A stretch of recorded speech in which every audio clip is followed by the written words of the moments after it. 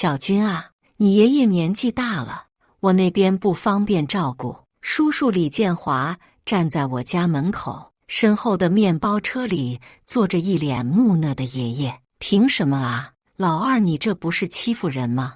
妈妈张秀兰当场就炸了毛。我夹在中间，左右为难，看着车上那堆行李，心里五味杂陈。刚结婚1年，媳妇怀孕3个月，房贷压得我喘不过气，现在又要多养一个老人。谁知道几个月后的一个深夜，这个被叔叔嫌弃的累赘会改变我们全家的命运。大家好，开始今天的分享之前，希望你能给人间烟火点个订阅，我将会分享更多优质的内容。2016年春节前的最后一个周末，我正和媳妇美玲在家里贴窗花，突然楼下传来汽车喇叭声。我从窗户往下看，是叔叔的那辆破面包车。美玲，叔叔来了。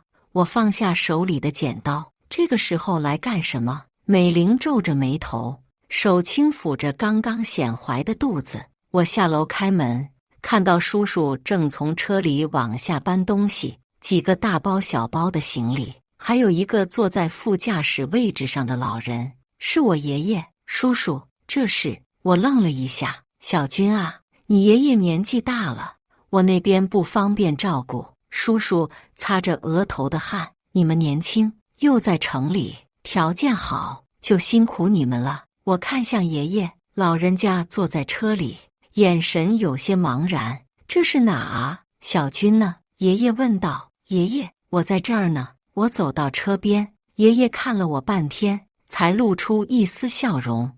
哦，小军啊，长这么大了。这时妈妈从楼上下来了，看到这阵势，脸色立刻变了。凭什么啊？老二，你这不是欺负人吗？叔叔陪着笑脸。大嫂，你也知道我现在生意忙，县城那房子小，老爷子住着不舒服。再说小军他们在城里，条件比我们好多了。妈妈气得浑身发抖。什么叫条件好？小军刚买房，每个月房贷就要还3000多，美玲还怀着孕，你让我们怎么照顾老人？叔叔装作没听见，继续往下搬行李。反正我是没办法了，生意上欠了一屁股债，要不是实在撑不下去，我也不会。爸爸这时也从屋里出来了，看到这情况，叹了口气。老二，你这样做不合适吧？大哥，我也是没办法啊。叔叔一脸无奈，你看我这生意，天天忙得脚不沾地，老爷子需要人照顾，我哪有时间？美玲也下楼了，看到这乱糟糟的场面，脸色很不好看。我夹在中间，不知道该说什么。爷爷从车上下来，走路有些颤颤巍巍。这是哪啊？我怎么不认识？老人家又糊涂了。爷爷，这是我家。我赶紧扶住他。你家？爷爷看着我，眼神里有些茫然。你是谁啊？我心里一阵酸楚。爷爷的记忆确实越来越差了。叔叔已经把所有行李都搬下来了，拍拍手说：“那我就先走了，过2天忙完了，我再来看老爷子。”等等，妈妈拦住他：“你就这样把人扔下就走？大嫂，什么叫扔啊？”叔叔装糊涂：“我这不是信任你们吗？老爷子跟着你们，肯定比跟着我强。”说完，他就钻进车里，发动引擎。我真的有急事，改天再聊。面包车一溜烟跑了，留下我们一家人面面相觑。妈妈气得直跺脚，这个白眼狼，自己父亲都不愿意养，还有脸说得这么好听。爷爷站在一堆行李中间，看起来很无助。我要回家，我不要在这里。老人家开始有些激动。爷爷，别着急，我安慰道，先上楼休息一下，我们再说。美玲在一旁默默地看着，眼中有担忧，也有无奈。我知道她心里不高兴，但她什么都没说。我们把爷爷扶上楼，妈妈收拾出客房，让老人家住下。爷爷坐在床边，一直在念叨：“我要回家，我要回家。爷爷，这就是您的家。我蹲在他面前说。老人家看着我，眼神里有些迷茫，也有些恐惧。你是谁？我不认识你。我心里一阵难受。爷爷真的老了。晚上吃饭的时候，全家人的气氛都很沉重。爷爷需要人喂饭，动作很慢，经常把汤洒在衣服上。美玲看着有些恶心，放下碗筷回房间了。爸，您慢点吃。我一勺一勺地喂着爷爷。妈妈在一旁唉声叹气，这日子可怎么过啊？美玲怀着孕，还要照顾老人。老二那个没良心的，说走就走。爸爸抽着烟，一言不发。半夜里，我被一阵响动惊醒，起来一看，爷爷不见了。我赶紧叫醒全家人，到处找爷爷，最后在楼下大厅找到了他。老人家穿着睡衣坐在地上。爷爷，您怎么跑下来了？我心疼地扶起他。我找不到厕所。爷爷委屈地说，我不知道厕所在哪里。我这才意识到，照顾一个老年痴呆的老人有多么不容易。接下来的几天，家里的生活节奏完全被打乱了。早上我要上班前，先帮爷爷洗漱。老人家的手脚不灵活，刷牙洗脸都需要帮忙。爷爷张嘴漱口，我像哄小孩一样哄着他。爷爷很配合，但动作很慢。有时候他会突然问：“你是谁啊？”我每次都要重新介绍自己：“我是小军，您的孙子。”白天妈妈在家照顾爷爷，但她经常抱怨，这老人家一天要上10几次厕所，有时候还找不到厕所，就尿在裤子里。我一天要给他换好几次衣服。美玲怀孕反应很重，闻到一点异味就想吐。小军，你想想办法吧。美玲有一天对我说，我实在受不了了，每天闻到那个味道就恶心。我心里也很难受，但又不知道怎么办。晚上下班回家，我还要帮爷爷洗澡。老人家不愿意洗澡，每次都像打仗一样。爷爷，该洗澡了，我耐心地劝说。我不洗，我不洗。爷爷像小孩一样耍赖，最后还是要强行把他拖进浴室。洗澡的时候，我看到爷爷瘦弱的身体，心里很不是滋味。他曾经是家里的顶梁柱，现在却需要别人照顾。除了日常照顾，医疗费用也是一笔不小的开销。爷爷经常生病，一个月要去医院好几次，每次看病都要花几百块，买药又要花几百块。我的工资本来就不高，每个月还要还房贷，现在又多了这些开销，经济压力很大。小军，我们得想想办法。爸爸有一天对我说，这样下去不是长久之计。我给叔叔打电话，希望他能分担一些。叔叔，爷爷住在我们家，您看是不是？小军啊，叔叔现在真的困难。电话那头的声音很无奈，生意不好做，还欠着银行的钱。要不这样，我每个月给你们500块钱。500块钱连爷爷的药费都不够。我很失望，但也不好说什么。邻居们知道我家的情况后，也议论纷纷。老大家真是倒霉，摊上这么个弟弟。老二太精明了，会算计，把老人往哥哥家一扔，自己就轻松了。这老爷子也是命苦，儿子都不愿意养。这些话传到妈妈耳朵里，让她更加愤怒。小军，我实在受不了了。妈妈有一天对我说，我们养一个，他们养一个，凭什么都推给我们？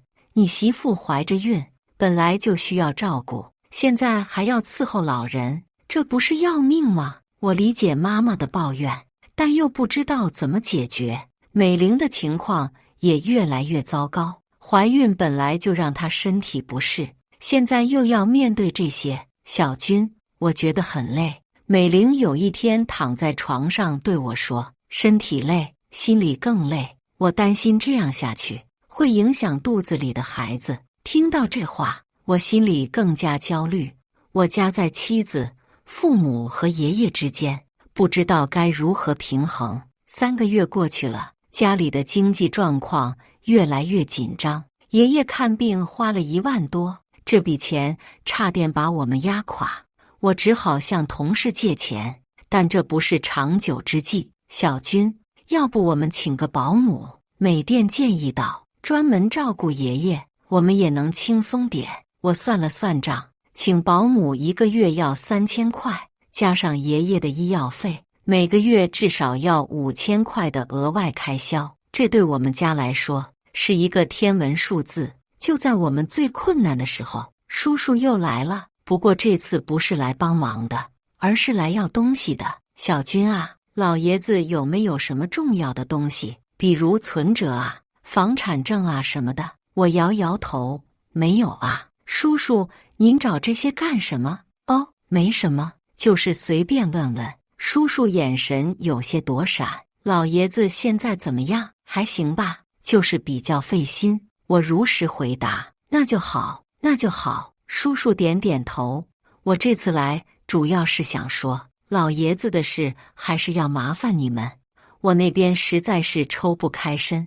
妈妈听了这话，又开始发火。老二，你不能这么不讲理，自己父亲不管，让别人管，天下哪有这样的道理？大嫂，你别激动，叔叔陪着笑脸。我也不是不管，这不是每个月给500块钱吗？500块钱够干什么的？妈妈气得直跺脚。你自己算算，老人的医药费、生活费，哪样不要钱？叔叔装作没听见，转移话题。对了，老爷子最近有没有说什么奇怪的话？什么奇怪的话？我有些疑惑。就是关于钱啊、房子啊什么的。我摇摇头，没有。爷爷现在糊涂得很，什么都不记得。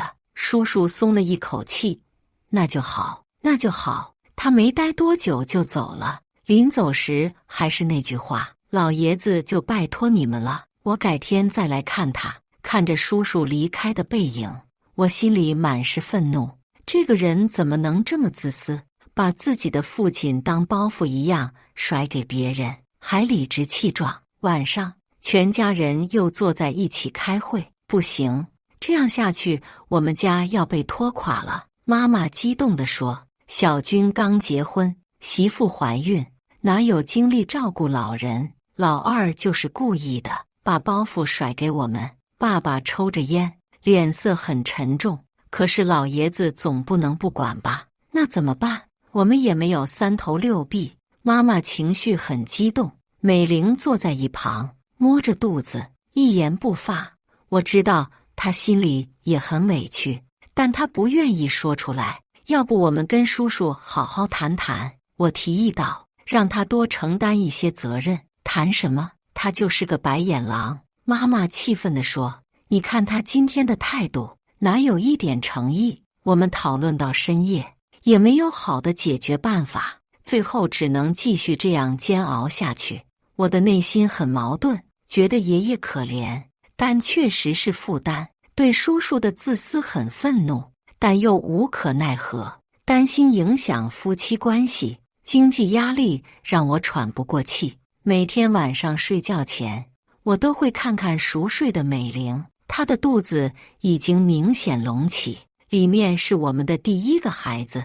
我想给她一个好的生活环境，但现在的情况让我很担心。有时候半夜醒来，我会听到隔壁爷爷的咳嗽声。老人家晚上经常睡不好，经常起夜，有时候还会走错房间，摸到我们的门口，这让美玲很害怕，经常被惊醒。小军，我真的很累。美玲有一天对我说，我知道爷爷很可怜，但我也有我的难处。我现在身体不好，精神压力也很大，你要想想我们的孩子啊。听到这话，我心里更加纠结。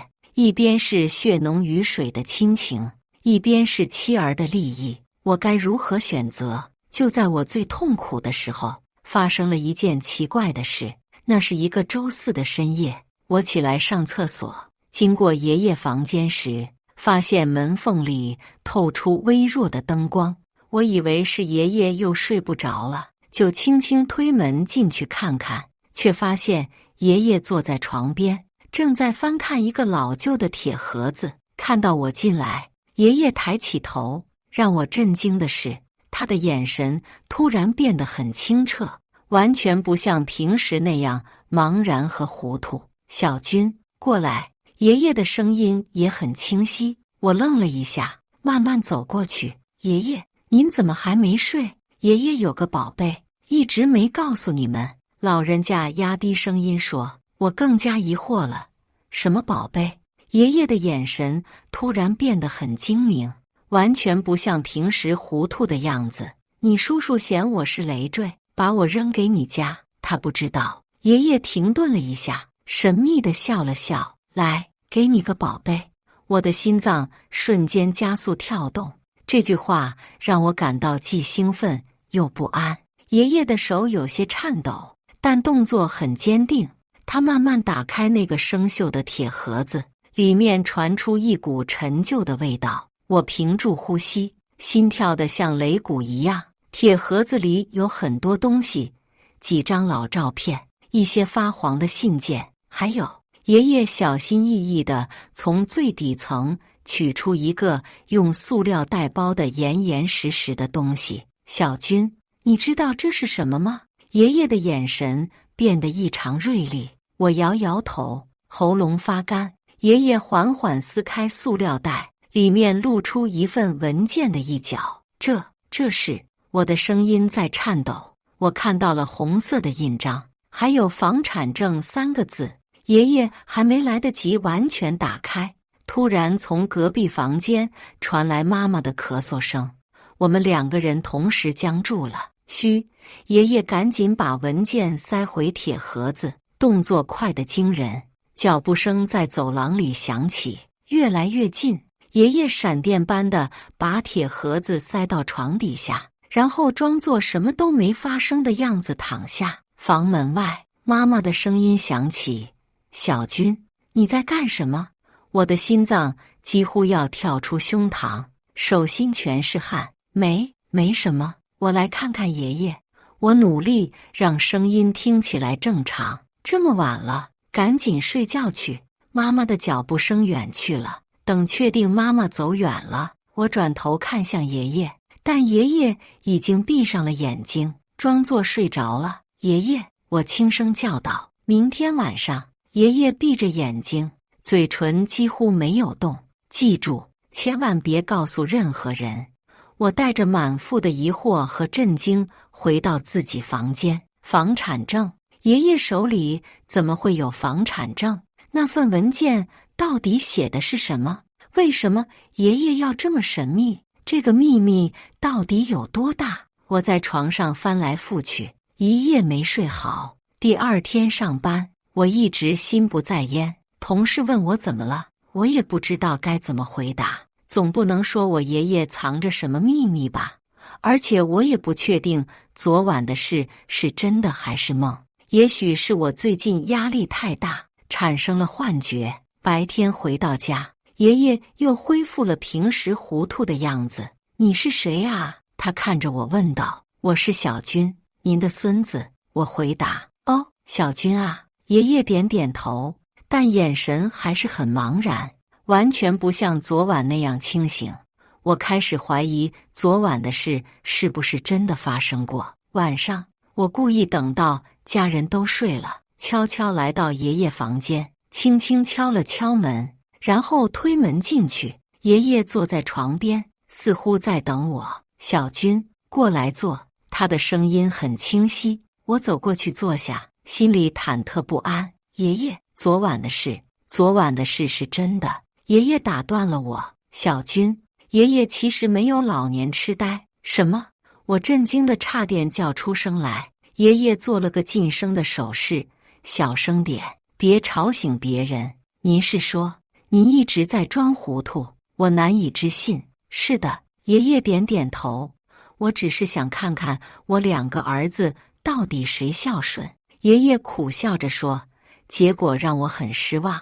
你叔叔直接把我当包袱甩了。你爸虽然接收了我，但我看得出来，你们全家都觉得我是负担。我听得目瞪口呆，原来爷爷什么都知道。不过小军，你是个好孩子。爷爷继续说，虽然也有抱怨，但从来没有真正嫌弃过我，所以爷爷决定把这个秘密告诉你。说着，爷爷又拿出了那个铁盒子，这次他从容地打开，取出那份被塑料袋包着的文件。这是什么？我紧张地问。房产证，爷爷说道，我们老家那套老房子的房产证。我更加困惑了，可是那房子不是很破吗？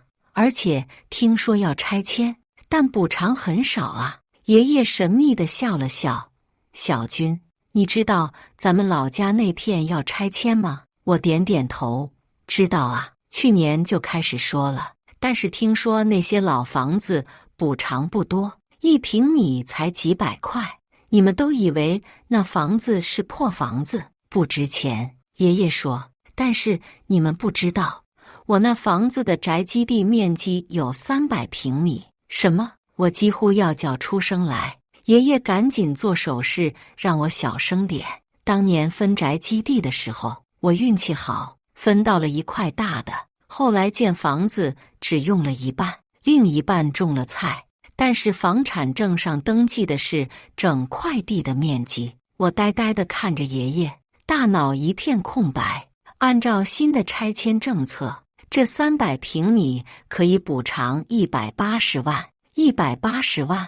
我几乎不敢相信自己的耳朵。嘘，小声点，爷爷提醒我。我的手在颤抖。这个数字对我们家来说简直是天文数字。爷爷，这是真的吗？当然是真的。爷爷把房产证给我看，上面确实写着300平米的宅基地面积，拆迁办的人已经来测量过了，就等着签合同。我激动的不知道说什么好。180万，这笔钱可以解决我们家所有的问题。可是爷爷，您为什么不早说？我问道。爷爷叹了一口气，我为什么不说？因为我想看看谁真正关心我这个老头子。如果我一开始就说有钱，你们照顾我是为了什么？现在我知道了，你叔叔就是个白眼狼。你爸虽然老实，但也有私心。只有你，还有你媳妇，虽然有怨言，但真的在照顾我。我听着爷爷的话，心里五味杂陈。原来老人家什么都明白，什么都看在眼里。爷爷，那这钱当然是要给你的。爷爷说，你叔叔嫌我是累赘，把我扔给你家，他不知道他扔掉的是一座金山。我激动的眼泪都要流出来了。可是爷爷，这么大的事，您怎么一个人扛着？我怕说出来以后，你们照顾我就变了味道。爷爷说，现在我看清楚了，你是真心对我好的，所以这钱给你，我放心。我握着爷爷的手，心里涌起一阵暖流。爷爷，您辛苦了。不辛苦，能看到你们的真心，我很欣慰。那这件事暂时还不要告诉别人。爷爷说，等拆迁款到账了，我们再说。现在说了，你叔叔肯定会来闹。我点点头，理解爷爷的考虑。接下来的1个月，我的心情完全不一样了。虽然表面上还是一样照顾爷爷，但心里充满了期待。180万啊！这笔钱可以让我们家的生活彻底改变，房贷可以提前还清，美玲和孩子可以过上更好的生活，我们还可以换个大一点的房子，请专业的护工照顾爷爷。想到这些，我照顾爷爷都更加用心了。小军，你最近好像很开心。美玲有一天问我，有吗？我装作若无其事，有啊。以前你照顾爷爷总是愁眉苦脸的，最近怎么感觉你心情很好？我笑了笑，可能是适应了吧。其实我心里乐开了花，但不能说出来。妈妈也发现了我的变化。小军，你最近怎么对老爷子这么好？以前你不是也觉得累吗？我只能编个理由。我想通了，既然要照顾，就好好照顾吧，抱怨也没用。不如积极面对。妈妈点点头，你能这么想就好。但是老二那边，我们还是要争取一下，不能让他一点责任都不承担。我心里暗笑，等拆迁款到账，看叔叔后悔不后悔。1个月后的一天，爷爷告诉我，拆迁款要到账了。真的，我激动不已。明天拆迁办的人会来办手续，后天钱就能到账。我一夜没睡好，兴奋得睡不着。第2天，拆迁办的工作人员真的来了，他们拿着合同和支票，核对了房产证上的信息。李老爷子，根据政策，您这300平米宅基地总计补偿180万元，请您在这里签字。爷爷颤抖着手签了字，拿到了那张180万的支票。工作人员走后，爷爷把支票交给了我。小军，这钱是给你的。我看着那张支票，手都在发抖。180万，真的是180万。爷爷，这钱太多了，我不能要。我说，你必须要。爷爷坚持道，这是你应得的，你照顾了我这么久。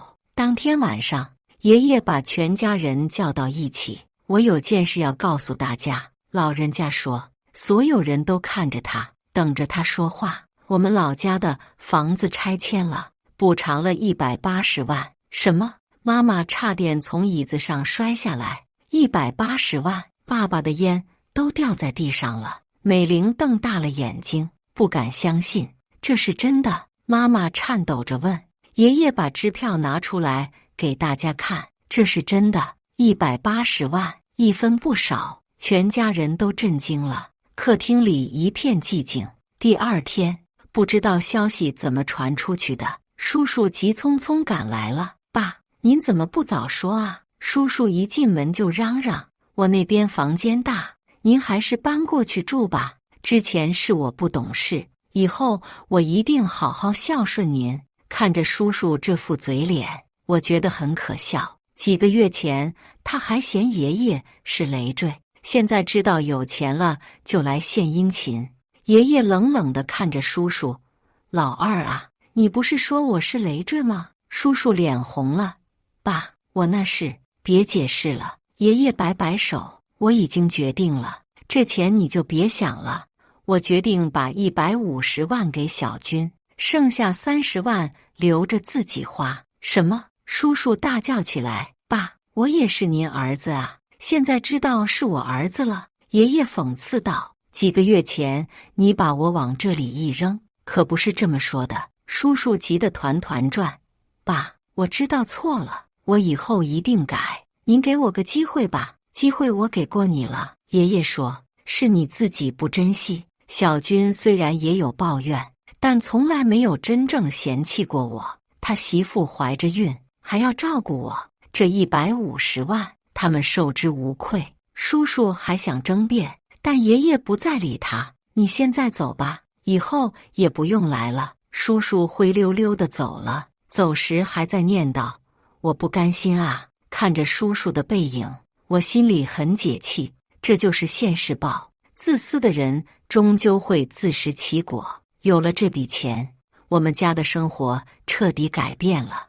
我第一时间把房贷全部还清，压在心头的大石头终于放下了。然后给美玲买了最好的营养品，准备迎接我们的宝宝。我们还请了专业的护工照顾爷爷，老人家的生活质量大大提高。小军，我们换个大房子吧，美玲建议道。好，我们买个4室的，给爷爷一个单独的房间，还要有个婴儿房，给我们的宝宝。几个月后，我们搬进了新家，宽敞明亮的房子，让每个人都很开心。爷爷有了自己的房间，还有专门的护工照顾，美玲也有了舒适的环境，安心养胎。一天晚上，爷爷把我叫到他房间，小军，爷爷有些话想对你说。您说。爷爷，我坐在他身边，记住，做人要有良心。爷爷认真地说，钱是好东西，但不能让钱蒙蔽了人心。你叔叔就是太看重钱，反而失去了最珍贵的。什么是最珍贵的？我问。亲情、良心，还有做人的底线。爷爷说，钱没了可以再赚，但这些东西失去了就找不回来了。我点点头，深深记住了爷爷的话。几个月后，美玲生了一个健康的儿子，我们给他起名叫李宁安，希望他平安健康。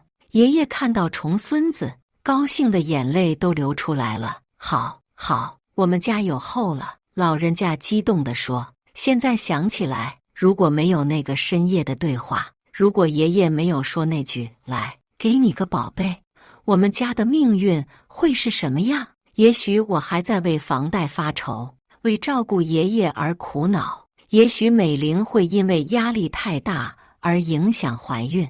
也许我们永远不会知道爷爷心里的那些想法。人生就是这样奇妙，你永远不知道下一个转弯会遇到什么。有时候看起来是负担的东西，可能是最大的财富；有时候看起来很精明的选择，可能是最愚蠢的决定。叔叔现在后悔的肠子都青了，但已经来不及了。他选择了自私，就要承担自私的后果，而我们选择了承担，就收获了意外的惊喜。爷爷现在身体很好，精神也很好，他不再需要装糊涂，可以做真正的自己。每天晚上，他会给小宁安讲故事，教他做人的道理。宁安啊，要记住，做人要有良心，对家人要好，对朋友要诚，对社会要有责任，这样的人生才是有意义的人生。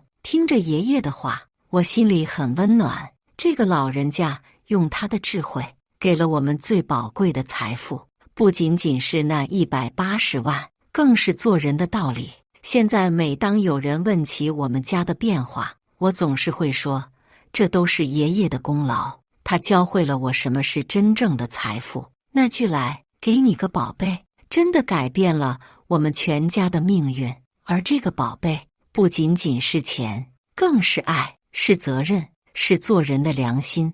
以上就是今天分享的故事，大家有什么想说的、想吐槽的，欢迎在下方评论交流。也更希望能给人间烟火点个订阅，我将会分享更多优质的故事内容。